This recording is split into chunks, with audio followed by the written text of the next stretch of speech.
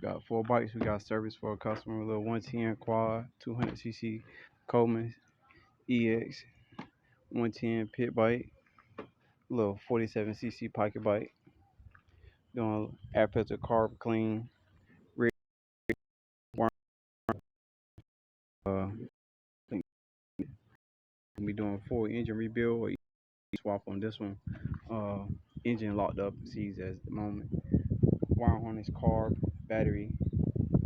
I think that's about it. But other than that, man, we're gonna get to it. Get him in, get him out.